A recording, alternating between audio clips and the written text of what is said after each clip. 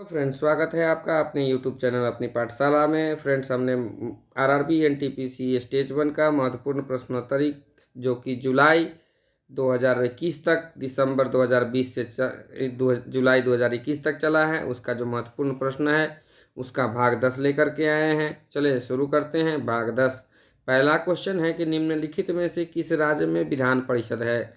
विधान परिषद वर्तमान में छह राज्यों में है। पहले यह सातवां जो था वो जम्मू कश्मीर था, जो कि विधान पहले जो राज्य था, बाद में इसको क्या किया गया, केंद्र शासित प्रदेशों में बांट दिया गया। तो अब यहाँ विधान परिषद जो है समाप्त हो गया है। तो अब 6 राज्यों में है। कौन कौन है? तो आंध्र प्रदेश, ये वाला पार्ट, उसके बाद जो है तेलंगाना है, कर्नाटक है, महाराष्ट्र है, उत्तर प्रदेश है, बिहार है। यही 6 राज्य वर्तमान में है जहाँ की विधान परिषद है। तो विधान परिषद जो है वो लोकतंत्र की ऊपरी प्रतिनिधि सभा है, लेकिन कहाँ? राज्य में। जैसे राज्यसभा है देश में, पूरे देश में, वैसे ही जो है ना राज्य में कौन है? विधान परिषद है।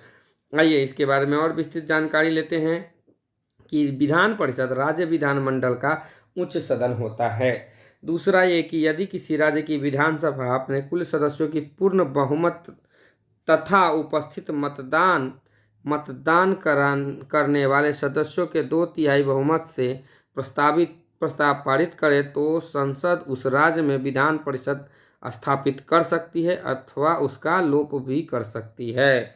मतलब कि जहाँ भी किसी राज्य में विधान परिषद में कुल जितने सदस्य होंगे के पूर्ण बहुमत तथा उपस्थित जो मतदान करेंगे, पूर्ण बहुमत मतलब सपोज अगर 100 है तो 50 भी 51 जो है वो पूर्ण बहुमत में आ जाएगा। लेकिन वहाँ पर अगर 2/3 बहुमत से जो उपस्थित रहेंगे, सपोज अगर 80 उपस्थित रहेंगे तो 80 का 2/3 या 81 का 2/3 जितना रहेगा उसका अगर प्रस्ताव वो अगर समर्थन करेंगे तब प्रस्ताव पारित होकर के उस राज्य में विधान परिषद बन सकता है या विधान परिषद का लोप भी हो सकता है। वर्तमान में जो है वो केवल यहाँ दिया है 7 राज्य, 7 में एक जम्मू कश्मीर केंद्र शासित प्रदेश बन जाने के कारण 6 ही है। तो उत्तर प्रदेश में 99 विधान परिषद का सीट है, कर्नाटक में 75, ठीक है, महाराष्ट्र में 78, जम्मू कश्मीर में तो अब है ही नहीं क्योंकि वो केंद्र शासित प्रदेश हो गया है। और उसके बाद बिहार में 75 है, महाराष्ट्र में 78 है, कर्नाटक में 75 है, आंध्र प्रदेश में क्या है 50 है और तेलंगाना में 40 है। यह अभी इतना ही 6 में ही विधान परिषद है। विधान परिषद में कुल सदस्यों की संख्या जो है वो उस राज्य के विधानसभा के कुल सदस्यों की संख्या का 1/3 से अधिक नहीं हो सकती है। जैसे अगर कहीं पे 300 विधान परिषदों का सीट है तो वहाँ विधानसभा का सीट कहीं 300 है तो विधानसभा में अगर किसी राज्य में 300 सीट है तो वहाँ पर हम लोग क्या करेंगे कि उसका 1/3 कर देंगे। तो वहाँ पर विधान परिषदों का अधिकतम सीट जो है वो 100 पता चल जाएगा, मतलब 1/3 होना चाहिए। किंतु किसी भी अवस्था में विधान परिषद के सदस्यों की संख्या 40 से कम नहीं हो सकती है। पहले अपवाद में जम्मू कश्मीर था, लेकिन अब जम्मू कश्मीर जो है वो क्या है, केंद्र शासित प्रदेश हो गया है, इसलिए वो तो हट ही गया है। वो तो अब विधान परिषद वहाँ है ही नहीं। विधान परिषद का सदस्य बनने के लिए न्यूनतम आयु 30 वर्ष होनी चाहिए। विधान परिषद के प्रत्येक सदस्य का कार्यकाल 6 वर्षों का होता है, किंतु प्रत्येक दूसरे वर्ष 1/3 सदस्य जो है का अवकाश ग्रहण करते हैं। मतलब अगर जैसे 60 सीट है तो हर दूसरे साल 20 नए आ जाएंगे, ठीक है। उसके स्थान पर नवीन सदस्य निर्वाचित होते हैं। यदि कोई व्यक्ति किसी सदस्य का मृत्यु या त्यागपत्र द्वारा हुई आकस्मिक रिक्ति को भरने के लिए निर्वाचित होता है तो वह सदस्य शेष अवधि के लिए ही सदस्य रहता है। जैसे 6 वर्ष का विधान परिषद का कार्यकाल है तो 6 वर्ष का कार्यकाल में अगर वह कोई व्यक्ति 5 वर्ष के बाद जिसकी मृत्यु हो जाती है तो जो नया उसके स्थान पे नया विधान परिषद सदस्य बनेगा वह सिर्फ और सिर्फ जो शेष कार्यकाल 1 साल का है उसी में वह रह सकता है। चलिए अगला प्रश्न की ओर चलते हैं कि संयुक्त राष्ट्र सुरक्षा परिषद का मुख्यालय कहाँ है। तो संयुक्त राष्ट्र संघ जो है, जिसकी स्थापना 24 अक्टूबर 1945 को हुई, उसके 6 अंग है। कौन कौन है? महासभा है, सुरक्षा परिषद है, आर्थिक एवं सामाजिक परिषद है, उसके बाद जो है प्राणायास परिषद है, अंतर्राष्ट्रीय न्यायालय और सचिवालय है। तो अब नीदरलैंड में हेग स्थित अंतर्राष्ट्रीय न्यायालय का मुख्यालय जो है, ये 5वां नंबर इसका द हेग में है। उसके अलावा सभी जो भी हैं, महासभा हो, सुरक्षा परिषद हो, आर्थिक एवं सामाजिक परिषद हो, प्राणायास परिषद हो, सचिवालय हो, इन 5 का जो है मुख्यालय कहाँ है? न्यूयॉर्क में है। तो यही पूछ रहा है कि संयुक्त राष्ट्र सुरक्षा परिषद का मुख्यालय कहाँ है? तो न्यूयॉर्क आंसर हो जाएगा। अब इसके बारे में विस्तृत जानकारी है कि सुरक्षा परिषद क्या है। यह संयुक्त राष्ट्र संघ का एक मुख्य अंग है और यह एक प्रकार से कार्यपालिका है। सुरक्षा परिषद संयुक्त राष्ट्र का अंग है। अभी पढ़े हैं कि 6 अंग है, उसमें से एक ये है। संयुक्त राष्ट्र घोषणा पत्र के अनुसार अंतर्राष्ट्रीय शांति और सुरक्षा को बनाए रखना सुरक्षा परिषद का मुख्य जिम्मेदारी है। सुरक्षा बनाए रखने का, अंतर्राष्ट्रीय शांति और सुरक्षा बनाए रखने की जिम्मेदारी किसकी है? तो सुरक्षा परिषद की है। इसी कारण एक मुहावरे के रूप में दुनिया का पुलिसमैन किसे कहा जाता है? दुनिया का पुलिसमैन सुरक्षा परिषद को कहा जाता है। सुरक्षा परिषद में 15 सदस्य होते हैं, जिसमें 5 अस्थायी और 10 अस्थायी सदस्य होते हैं। अस्थायी सदस्यों का 5 अस्थायी जो हैं उसमें है अमेरिका है, रूस है, ब्रिटेन है, फ्रांस और चीन है। अमेरिका, रूस, ब्रिटेन, फ्रांस और चीन जो है वो सुरक्षा परिषद के अस्थायी सदस्य हैं। 10 जो अस्थायी सदस्य होते हैं उनका जो ये होता है अस्थायी सदस्यों का निर्वाचन महासभा अपने 2/3 बहुमत से 2 वर्षों के लिए करता है। अस्थायी सदस्यों का निर्वाचन जो होता है वो 2 वर्षों के लिए होता है, जिसमें से 5 सदस्य हर वर्ष नए शामिल होते हैं। सुरक्षा परिषद के प्रत्येक सदस्य का एक वोट होता है। तो प्रक्रिया संबंधी मामलों में निर्णय के लिए 15 में से 9 सदस्यों का सकारात्मक मतदान आवश्यक है। कोई भी प्रक्रिया पर तभी जा कर के वह प्रक्रिया संपन्न होगी या उस पर सकारात्मक मतदान हो पाएगा, मतलब सकारात्मक सफल होगा। जिसमें से कि 5 अस्थायी सदस्य देशों का सकारात्मक मत होना आवश्यक है। मतलब 15 जो सदस्य हैं उस सुरक्षा परिषद के, उसमें 5 जो अस्थायी हैं उनका 5 का 5 सकारात्मक मतदान होना चाहिए, तभी वह कोई नियम या कानून बन पाएगा या उस पर विचार बन पाएगा। 5 अस्थायी सदस्य देशों की सहमति को महान शक्ति की आम सहमति और वीटो मतलब निषेधाधिकार शक्ति के रूप में जाना जाता है। 5 जो अस्थायी है उसको वीटो का अधिकार दिया गया है। वो 5 जब भी कोई किसी भी प्रस्ताव में 5 का एक समर्थन होगा तभी वह पारित हो पाएगा। यदि कोई अस्थायी सदस्य किसी निर्वाचन में से सहमति नहीं है तो वह नकारात्मक मतदान करके अपने वीटो का अधिकार का उपयोग कर सकता है। और इसी दशा में 15 में से 14 सदस्यों का समर्थन भी अगर हो जाए और अस्थायी एक सदस्य का समर्थन नहीं हो तो वह प्रस्ताव क्या हो जाएगा? अस्वीकृत हो जाएगा। यदि कोई अस्थायी सदस्य किसी निर्णय का समर्थन नहीं करता है और निर्णय को रोकना भी नहीं चाहता है तो वह मतदान की प्रक्रिया के दौरान क्या रहेगा? अनुपस्थित। कोई अस्थायी सदस्य अगर कोई ऐसा मामला हो जिस पर का उस ना ही वो समर्थन कर रहा हो और ना ही उसको रोकना चाह रहा हो तो उस पर वह जो है ना उस दिन मतदान के दिन अनुपस्थित रह सकता है।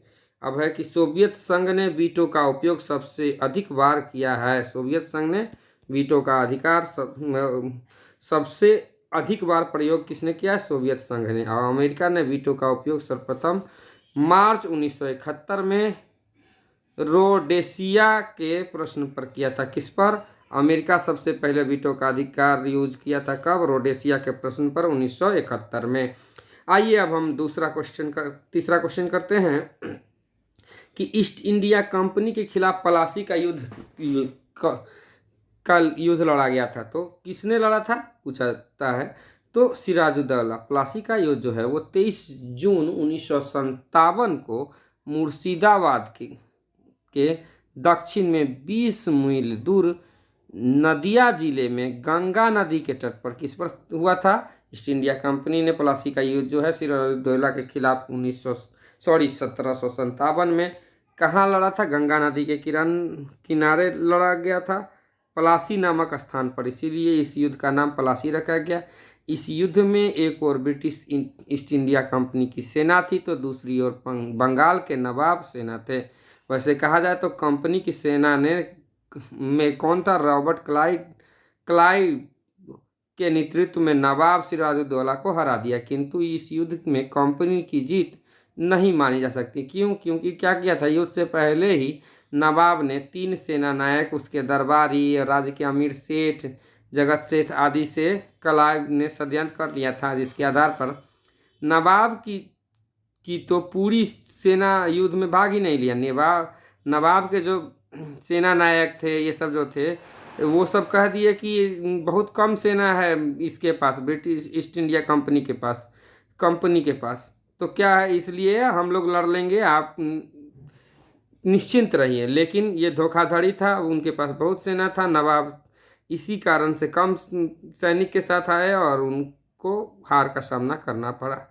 और युद्ध के फौरन बाद मीर जाफर के पुत्र मीरन ने नवाब की हत्या कर दी, सिराजुद्दौला की हत्या कर दी। युद्ध को भारत के लिए बहुत दुर्भाग्यपूर्ण माना जाता है, क्योंकि इसी के बाद ब्रिटिश सरकार का जो है ना, भारत पर धीरे धीरे दासता की कहानी शुरू हो गई।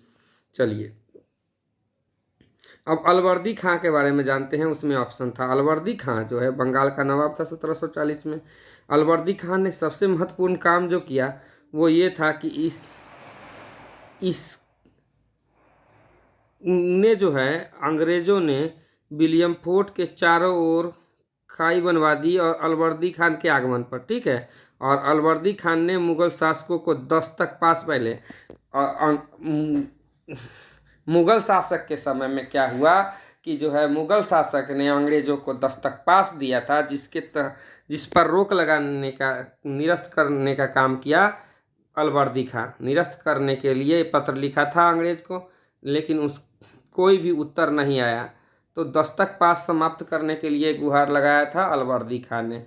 अंग्रेजों के साथ इसके अच्छे संबंध थे, लेकिन जब जो है ना, अंग्रेजों को दुर्गीकरण, कीलबंदी करने का अधिकार नहीं दिया, और इससे यूरोपियों की तुलना में अलवर्दी खां ने यूरोपियों की तुलना मधुमक्खियों से की है। यदि इन्हें न छोड़ा जाए तो ये शहद देंगे, और यदि इन्हें छोड़ दिया जाए तो काट काट कर मार देंगे। तो मेन यही था कि दस्तक पास जो मिल रहा था अंग्रेजों को मुगल शासक के द्वारा, उस पर रोक लगाने के लिए सबसे पहले पत्र किसने लिखा था? बार बार पूछता है, अलवर्दी खां ने लिखा था। मीर जाफर 1757 से लेकर 1760 तक बंगाल का नवाब था। शुरू में वह सिराजुद्दौला का सेनापति था, और इसी के मीर जाफर ने ही दगाबाजी करके जो है ना, इसको प्लासी के युद्ध में सिराजुद्दौला को हरा दिया था। वह ऐसा आदमी था जो दिन रात एक ही सपना देखता था कि वह बंगाल का नवाब कब बने, और वह प्लासी के युद्ध में रॉबर्ट क्लाइव के साथ मिल गया, क्योंकि रॉबर्ट क्लाइव ने मीर जाफर को बंगाल का नवाब बनाने का लालच दे दिया था। इसीलिए प्लासी के युद्ध में सिराजुद्दौला का साथ न देकर के वह रॉबर्ट क्लाइव का साथ मीर जाफर ने दिया, और इस घटना को भारत में ब्रिटिश सरकार की स्थापना का शुरुआत माना जाता है। आगे चलकर जाफर का नाम भारतीय उपमहाद्वीप में देशद्रोही व गद्दार का पर्यायवाची बन गया, और इसी को भारतीय इतिहास में ग्रेट बिट्रेया, महान विश्वासघात के नाम से जाना गया। और 1760 में उससे भी संबंध अंग्रेज का खराब हो गया, और उससे तंग आकर के जो है मीर जाफर गद्दी छोड़ दिया, अंग्रेज से तंग आकर। उसके बाद उसी का दामाद मीर कासिम जो है गद्दी पर बैठ गया, मगर जब उसने भी अंग्रेजों से दगाबाजी किया तो 1763 में उसे फिर से, मतलब अंग्रेज ने फिर से मीर जाफर को नवाब बना दिया, और फरवरी 1765 में उसकी मृत्यु के कारण कलकत्ता काउंसिल ने उसके दूसरे बेटे निजमुद्दौला को नवाब बना दिया। पर पूरे राज्य में क्या हुआ की अराजकता फैल गई जब मीर जाफर का बेटा दूसरा बेटा निज़मुद्दौला को बना दिया बंगाल काउंसिल का नवाब, तो अराजकता फैल गई। आइए अब अगले प्रश्न की ओर चलते हैं कि टैक्सोनॉमी का जनक किसे कहा जाता है। टैक्सोनॉमी का जनक जो है किसे कहा जाता है, कार्ल लिनियस। जीव जगत के समुचित अध्ययन के लिए आवश्यक है कि विभिन्न गुणधर्म और विशेषताओं वाले जीव अलग अलग श्रेणियों में रखे जाएं। इस तरह से जंतुओं और पादपों के वर्गीकरण को वर्गीकरण विज्ञान अंग्रेजी में वर्गीकी के लिए दो शब्द प्रयोग में लाए जाते हैं। तो क्या वर्गीकरण के लिए एक टेक्सोनॉमी और एक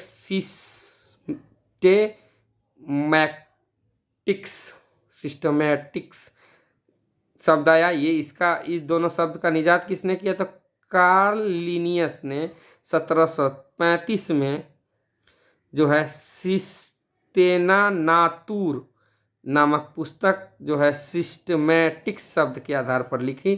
तो जो है टैक्सोनॉमी का जनक किसे कहा जाता है, कार्ल लिनियस को कहा जाता है। आधुनिक युग में ये दोनों शब्द पादप और जंतु वर्गीकरण के लिए प्रयुक्त किए जाते हैं। चलिए अगले प्रश्न की ओर बढ़ते हैं कि भाभा परमाणु अनुसंधान बार्क कहाँ स्थित है। तो भाभा परमाणु अनुसंधान केंद्र मुंबई में स्थित है। यह भारत सरकार के परमाणु ऊर्जा विज्ञान के अंतर्गत नाभिकीय विज्ञान और अभियांत्रिकी एवं अन्य संबंधित क्षेत्रों का बहुविषयी नाभिकीय अनुसंधान केंद्र है। भारत का परमाणु कार्यक्रम डॉक्टर जहांगीर भाभा के नेतृत्व में आरंभ हुआ था। 6 जनवरी 1954 को परमाणु ऊर्जा आयोग के द्वारा परमाणु ऊर्जा संस्थान AEET के नाम से आरंभ हुआ। तत्कालीन प्रधानमंत्री जवाहरलाल नेहरू द्वारा 20 जनवरी 1957 को राष्ट्र को समर्पित किया गया। इसके बाद परमाणु ऊर्जा संस्थान को पुनर्निर्मित कर 12 जनवरी 1967 को इसका नाम भाभा परमाणु अनुसंधान केंद्र किया गया, जो कि 24 जनवरी 1966 को भाभा की विमान दुर्घटना में आकस्मिक मृत्यु के लिए एक विनम्र श्रद्धांजलि थी।